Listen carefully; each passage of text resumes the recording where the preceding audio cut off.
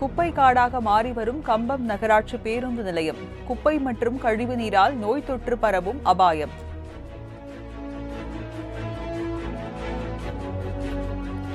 மதுராந்தகம் அருகே இடிந்து விழும் அபாய நிலையில் மேல்நிலை நீர்த்தேக்க தொட்டி. அசம்பாவிதம் ஏற்படும் முன் புதுப்பித்து தர கோரிக்கை.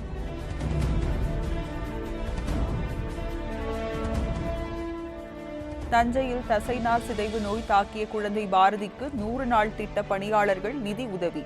ஒரு நாள் ஊதியமாக 32,000 ரூபாய் நிதி உதவி வழங்கினர்.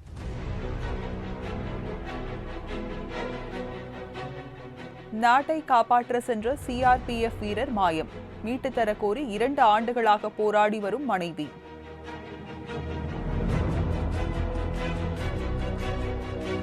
கம்பம் பள்ளத்தாக்கு பகுதியில் கருப்பு திராட்சை விலை பல மடங்கு அதிகரிப்பு. விளைச்சல் குறைந்ததால் விலை அதிகரித்துள்ளதாக தோட்ட உரிமையாளர்கள் தகவல்.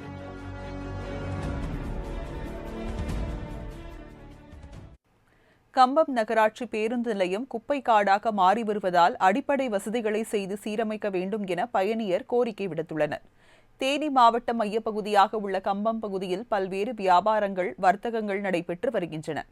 இதனால் கேரளா உள்ளிட்ட வெளி மாநிலங்களில் இருந்தும் தமிழகத்தில் பல்வேறு மாவட்டங்களில் இருந்தும் நாள்தோறும் ஆயிரக்கணக்கானோர் வந்து செல்கின்றனர். இதனால் கம்பம் நகராட்சி பேருந்து நிலையத்தில் இருந்து பல்வேறு பகுதிகளுக்கு பேருந்துகள் இயக்கப்பட்டு வருகின்றன. ஆனால் பேருந்து நிலையத்தில் முறையான அடிப்படை வசதிகள் இல்லை. கழிப்பிடம், குடிநீர் வசதி போன்ற அடிப்படை வசதிகள் இல்லாத நிலையில் பேருந்து நிலையத்தை சுற்றிலும் குப்பை கூளங்கள் நிறைந்துள்ளன.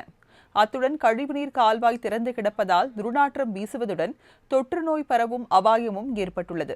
எனவே பேருந்து நிலையத்தை சுத்தப்படுத்தி அடிப்படை வசதிகளை அமைத்து தர வேண்டும் என கோரிக்கை விடுத்துள்ளனர்.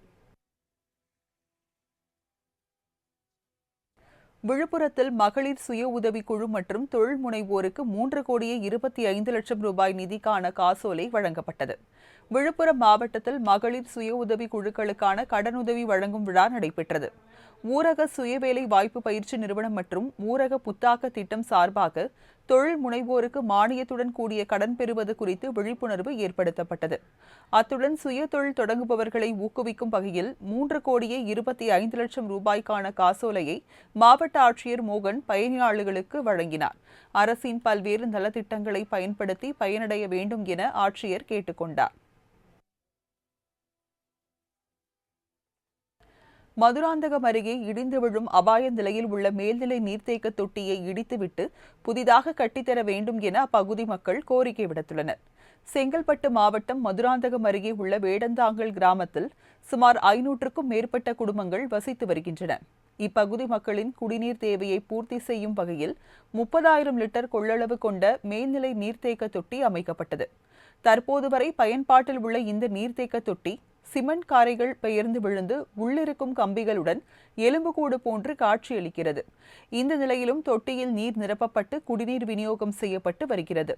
தூண்கள் முழுமையாக சேதமடைந்த நிலையில் எந்த நேரத்திலும் இடிந்து விழும் அபாய நிலையில் உள்ளது. எனவே அசம்பாவிதம் ஏற்படும் முன் இடித்துவிட்டு புதிதாக கட்டித்தர வேண்டும் என அப்பகுதி மக்கள் கோரிக்கை விடுத்துள்ளனர்.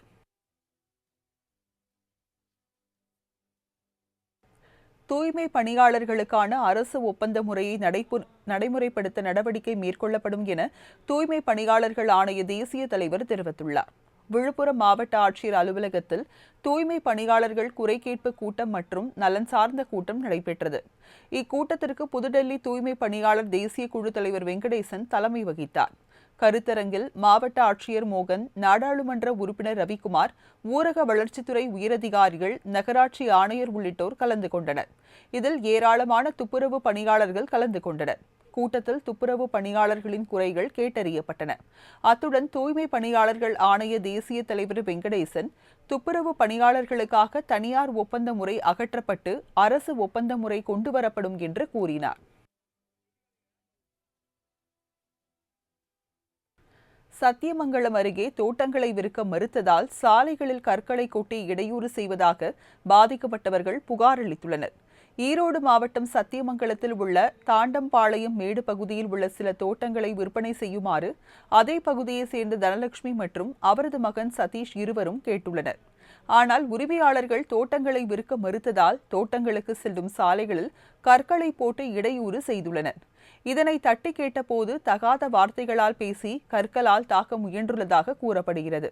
அவர்கள் மீது உரிய நடவடிக்கை எடுக்க கோரி பாதிக்கப்பட்டவர்கள் காவல்துறை கண்காணிப்பாளர் அலுவலகத்தில் புகார் அளித்தனர். தாண்டாம்பாளையத்தில் ஒரு 30 தோட்டம் இருக்குதுங்க. அந்த 30 தோட்டத்தில் 25 தோட்டம் வெள்ளாளர் சமூகத்தை சேர்ந்தவங்க, நாங்கள் 5 தோட்டத்துக்காரர் வன்னியர் சமூகத்தை சேர்ந்தவங்க இருக்கிறோங்க. அவங்க எங்ககிட்ட கொஞ்ச நாளைக்கு முன்னாடி உங்கள் தோட்டத்தை எங்களுக்கு கிரை பண்ணி கொடுங்கன்னு கேட்டாங்க. நாங்கள் மாட்டேன்னு மறுத்ததுனால எங்கள் மேலே இல்லாது பொல்லாதெல்லாம் சொல்லிவிட்டு எங்களை விவசாயம் பண்ணுறதுக்கு அங்கே குடியிருக்கிறதுக்கே விட மாட்டேங்கிறாங்க. ரொம்ப அராஜகம் பண்ணுறாங்க. பொது வண்டி தடத்தை அடைச்சாங்க. நாங்கள் அது போய் கேட்டதுனால பொதுமக்கள் நாங்கள் எல்லாருமே அதில் தான் நடந்து போகணும், விவசாயம் பண்ணணும், எல்லாம் பண்ணணும். அது போய் கேட்டதுனால ஆக்கிரமித்து கல் போட்டாங்க. தருமபுரம் ஆதீனத்திற்கு வருகை தந்த மதுரை ஆதீனத்திற்கு பாரம்பரிய முறைப்படி சிறப்பான வரவேற்பு அளிக்கப்பட்டது. மதுரை ஆதீனத்தின் மடாதிபதியாக சமீபத்தில் பொறுப்பேற்றுக் கொண்ட ஸ்ரீ ஹரிஹர ஞானசம்பந்த தேசிக பரமாச்சாரிய சுவாமிகள் மயிலாடுதுறை மாவட்டம் தருமபுரம் ஆதீனத்திற்கு வருகை தந்தார். அவருக்கு பூரண கும்ப மரியாதையுடன் சிறப்பான வரவேற்பு அளிக்கப்பட்டது. மேலதாளங்கள் முழங்க ஆதீனம் சார்பில் பாரம்பரிய முறைப்படி சிறப்பான கொலு காட்சி மற்றும் தீபாராதனை நடைபெற்றது. தொடர்ந்து தருமபுர ஆதீன மடாதிபதி சுவாமிகள் காதணி ஒன்றை வழங்கி பாரம்பரிய முறைப்படி வரவேற்பு அளித்தார்.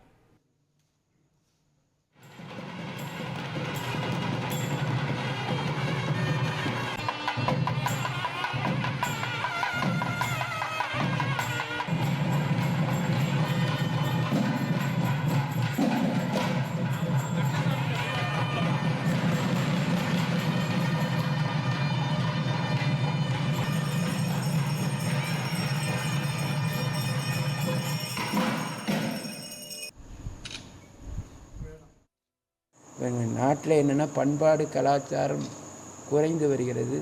சின்ன குழந்தைகள் கூட வெளியே போகணும். அதாவது 5 தாய் நமக்கு: பாரத தாய், தமிழ் தாய், பசு தாய், பூமி தாய், பெற்ற தாய், 5 தாய் இருக்குது. இந்த 5 தாயும் பாதுகாக்க தவறினால் இந்த நாடு தேராது. சமய கல்வியெல்லாம் குறைஞ்சி போச்சு. தர்ம ஆதீனத்துலலாம் கல்லூரியிலலாம் சிவஞான போதும் சிவஞான சித்தியாரெல்லாம் சொல்லிக் கொடுப்பாங்க. சமய கல்வி என்னைக்கு வளர்தோ. தஞ்சையில் தசைநார் சிதைவு நோய் ஏற்பட்டுள்ள குழந்தை பாரதிக்கு 100 நாள் திட்ட பணியாளர்கள் 32,000 ரூபாய் நிதி உதவி வழங்கியுள்ளனர். தஞ்சை மாவட்டம் சிராஜ் நகர் பகுதியைச் சேர்ந்த 21 மாத குழந்தை பாரதிக்கு முதுகு தண்டுவட தசைநார் சிதைவு நோய் இருப்பது கண்டுபிடிக்கப்பட்டுள்ளது. அதனை சரி செய்ய ரூபாய் 16 கோடி விலையுள்ள ஊசி போட வேண்டிய நிலையில் குழந்தையின் பெற்றோர் நிதி உதவி வழங்க வேண்டுகோள் விடுத்துள்ளனர். இந்நிலையில் தஞ்சை விளார் ஊராட்சி மன்ற தலைவி மைதிலி குழந்தை பாரதியின் மருத்துவ செலவிற்கு 25,000 ரூபாய் நிதி உதவி செய்துள்ளார். இதனை அறிந்த விளார் கிராமத்தை சேர்ந்த 100 நாள் திட்ட பணியாளர்கள் தங்கள் 1 நாள் ஊதியத்தை வழங்கியுள்ளனர். சுமார் 160 பணியாளர்கள் இணைந்து தங்கள் 1 நாள் ஊதியமாக 32,000 ரூபாய் நிதியை குழந்தை பாரதியின் மருத்துவ செலவிற்கு வழங்கியுள்ளனர். தங்களை பார்த்து மற்றவர்களும் உதவ முன்வர வேண்டும் என அவர்கள் வலியுறுத்தினர்.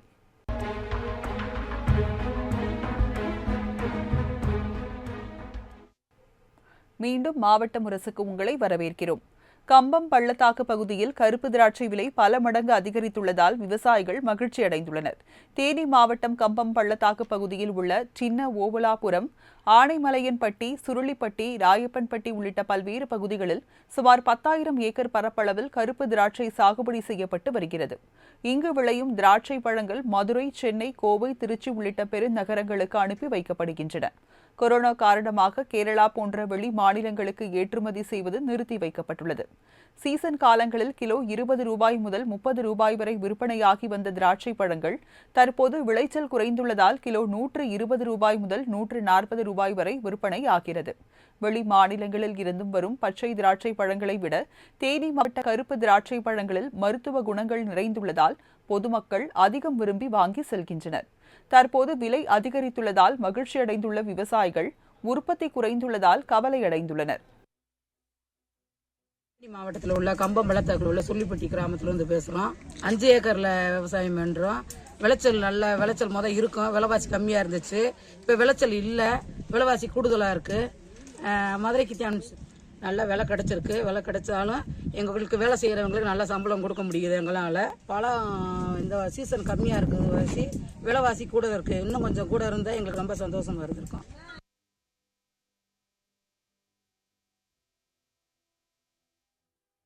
திருவாரூரில் சம்பா நேரடி விதைப்பில் விவசாயிகள் தீவிரமாக ஈடுபட்டு வருகின்றனர். இந்த ஆண்டு குறிப்பிட்ட நேரத்தில் பாசனத்திற்கு தண்ணீர் திறந்துவிடப்பட்ட நிலையில் திருவாரூர் மாவட்டத்தில் இந்த ஆண்டு 1,37,000 ஏக்கர் பரப்பளவில் குறுவை சாகுபடி நடைபெற்றது. இதனைத் தொடர்ந்து ஆகஸ்ட் மாதம் முதல் செப்டம்பர் மாதம் வரை சம்பா சாகுபடி பணிகள் நடைபெறும். அதன்படி திருவாரூரில் சம்பா சாகுபடி பணிகள் தொடங்கியுள்ளன. கடந்த ஒரு வாரமாக மழை பெய்து வந்ததால் நேரடி விதைப்பு பணிகள் பாதிக்கப்பட்டு வந்தன. இந்நிலையில் தற்போது வெயில் அடித்து வருவதால் விவசாயிகள் நேரடி நெல் விதைப்பில் ஈடுபட்டு வருகின்றனர். அத்துடன் நிலங்களை உழுதல், களை எடுத்தல், இயந்திரம் மூலம் விதைப்பு உள்ளிட்ட பணிகளையும் விவசாயிகள் மேற்கொண்டு வருகின்றனர். கடையநல்லூர் பகுதியில் சின்ன வெங்காயம் விளைச்சல் குறைந்துள்ள நிலையில் விலையும் குறைந்துள்ளதால் விவசாயிகள் வேதனையடைந்துள்ளனர். தென்காசி மாவட்டம் கடையநல்லூரை அடுத்துள்ள புளியங்குடியில் சின்ன வெங்காயம் அதிக அளவில் பயிரிடப்பட்டு வருகிறது. இங்கு விளையும் சின்ன வெங்காயம் கடையநல்லூர், சங்கரன்கோவில், புளியங்குடி, சுரண்டை உள்ளிட்ட பகுதிகளில் உள்ள சந்தைக்கு அனுப்பப்படுகிறது. இந்நிலையில் கடுமையான வெயில், புழு, பூச்சி தாக்குதல் சின்ன வெங்காயம் விளைச்சல் கடுமையாக பாதிக்கப்பட்டது. விளைச்சல் பாதிக்கப்பட்ட நிலையில் வெங்காயத்தின் விலையும் குறைந்துள்ளது. 1 கிலோ சின்ன வெங்காயம் 20 ரூபாய்க்கு மட்டுமே விலை போவதால் பறிக்கும் கூலிக்கு கூட பணம் கிடைப்பதில்லை என விவசாயிகள் வேதனை தெரிவிக்கின்றனர். தருமபுரியில் கம்பு விளைச்சல் அதிகரித்துள்ள நிலையில் பறவைகளை விரட்ட மாணவர்கள் குடில் அமைத்து சத்தம் எழுப்பி வருகின்றனர். தருமபுரி மாவட்டம் சிறுதானிய பயிர்களுக்கு பெயர் போன மாவட்டமாகும்.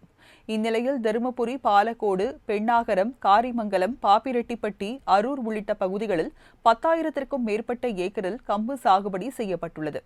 கடந்த 2 மாதங்களாக நல்ல மழை பெய்து வருவதால் கம்பு விளைச்சல் அமோகமாக உள்ளது.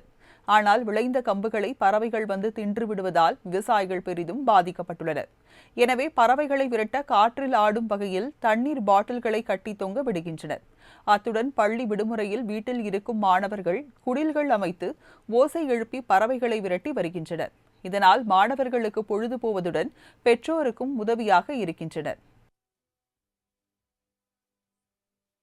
கூடுவாஞ்சேரியில் சிலம்பக்கலையை மாணவ மாணவியருக்கு கற்பித்து பாரம்பரிய கலைக்கு புத்துயிர் அளித்து வருகின்றனர்.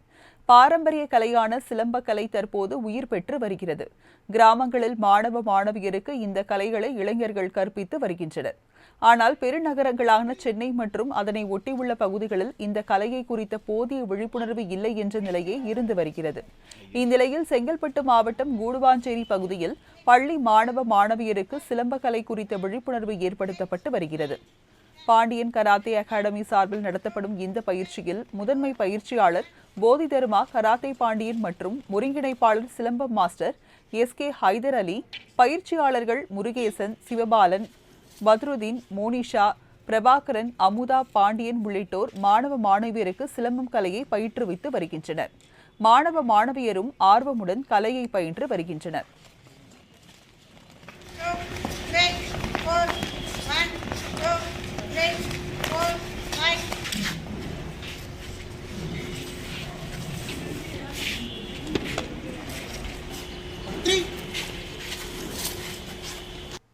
மீண்டும் மாவட்ட முரசுக்கு உங்களை வரவேற்கிறோம். இனி வரும் செய்திகளை விரைவுச் செய்திகளாக பார்க்கலாம். வந்தவாசி அருகே கெங்கையம்மன் கோவில் மகா கும்பாபிஷேக விழாவில் ஏராளமான பக்தர்கள் கலந்து கொண்டனர். திருவண்ணாமலை மாவட்டம் வந்தவாசியை அடுத்த தென் சேந்தமங்கலம் கிராமத்தில் உள்ள கெங்கையம்மன் கோவிலில் மகா கும்பாபிஷேகம் வெகு விமர்சையாக நடைபெற்றது. இதனையொட்டி யாகசாலையில் வைத்து பூஜிக்கப்பட்ட புனித நீரை ஊர்வலமாக எடுத்து வந்த சிவாச்சாரியர்கள் கோபுர கலசத்தில் புனித நீரை ஊற்றி கும்பாபிஷேகம் செய்தனர். இதில் வந்தவாசியை சுற்றியுள்ள பல்வேறு கிராமங்களில் இருந்து வந்திருந்த திரளான பக்தர்கள் கலந்து கொண்டு அம்பாளின் அருளை பெற்றனர். மணப்பாறையில் குடிநீர் குழாய் உடைந்து அதிக அளவிலான தண்ணீர் வீணாகி வருவதால் மக்கள் கவலை அடைந்துள்ளனர்.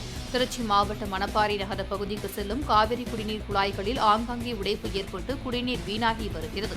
அந்த வகையில் திருச்சி சாலையில் அரசு போக்குவரத்து கழக பணிமனை எதிரே சாலை ஓரம் பூமிக்கடியில் செல்லும் குழாய் உடைந்து பல மாதங்களாக குடிநீர் வீணாக வெளியேறி சாலை ஓரங்களில் தேங்கி நிற்கிறது. இதுகுறித்து அதிகாரிகளிடம் பலமுறை புகார் அளித்தும் எந்தவித நடவடிக்கையும் எடுக்கப்படவில்லை என வேதனை தெரிவிக்கும் பொதுமக்கள் குடிநீர் வீணாவதை தடுக்கும் பொருட்டு குழாய் உடைப்பை சரி செய்து தர வேண்டும் என கோரிக்கை விடுத்திருக்கின்றனர்.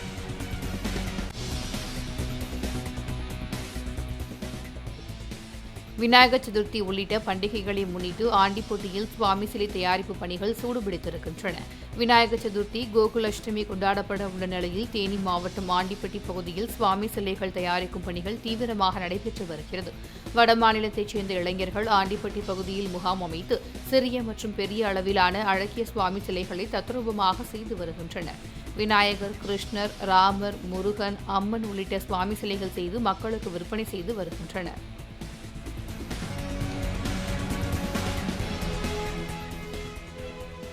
கன்னியாகுமரி முதல் ராஜ்கோட் வரை சிஆர்பிஎஃப் வீரர்கள் மேற்கொண்டுள்ள சைக்கிள் பேரணி பல்லடம் வந்தடைந்தது. நாட்டின் 75வது சுதந்திர தினத்தை கொண்டாடும் விதமாக கன்னியாகுமரி முதல் ராஜ்கோட் வரை மத்திய ரிசர்வ் போலீஸ் படை சார்பில் சைக்கிள் பேரணி தொடங்கப்பட்டுள்ளது. கடந்த 22ஆம் தேதி கன்னியாகுமரியில் துவங்கிய இந்த பேரணி ராஜ்கோட்டில் அக்டோபர் 2ஆம் தேதி முடிவடைய உள்ளது. நெல்லை, கோவில்பட்டி, சாத்தூர், மதுரை, திண்டுக்கல் வழியாக சுமார் 450 கிலோமீட்டர் கடந்து வந்த இந்த பேரணி திருப்பூர் மாவட்டம் அவினாசி பாளையத்தை வந்தடைந்தது. இதற்கு அங்குள்ள பொதுமக்கள் உட்பட ஏராளமானோர் திரண்டு வந்து உற்சாக வரவேற்பு அளித்தனர்.